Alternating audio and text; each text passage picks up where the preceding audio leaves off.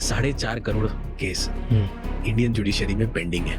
4.5 crore case Indian judiciary में lower courts में pending है। अब ये तो हम बात कर रहे हैं उसकी जहाँ पे किसी को छुटकारा ही नहीं है। मतलब केस अगर आप पे हुआ तो ट्रायल तो चलना है, फिर वो बाइक का चालान हो, आपने किसी को झापट मारी हो, या किसी के घर पे आपने चोरी करी हो, या मर्डर हो, या हाफ मर्डर हो, या कुछ भी XYZ हो, केस तो आप पे चलना ही है।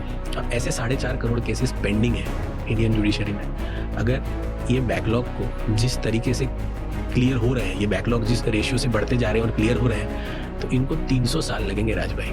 ये मैं नहीं कह रहा हूँ, ये एक डेटा कह रहा है एक बहुत ही अच्छी वेबसाइट का। 300 साल लगेंगे केस को क्लियर होने में। आप मान के चलिए, ये तो बात हो गई लोअर कोर्ट्स की, और वो भी आज अगर सारे केसेस बंद हो जाए आना तो 300 साल लगेंगे। तो एग्जैक्टली, तो बैकलॉग, और अगर ये बैकलॉग का अगर एक शहर होता ना तो 2 बॉम्बे शहर आ जाते, इतना बड़ा बैकलॉग बनता ही है। अब ये तो बात हो गई राज भाई लोअर कोर्ट्स की। अब आप बात करिए सुप्रीम कोर्ट की। सुप्रीम कोर्ट में 70,000 केस पेंडिंग है, 70,000। सो आप 70,000 केस की लाइन में है जो VIP क्यों है?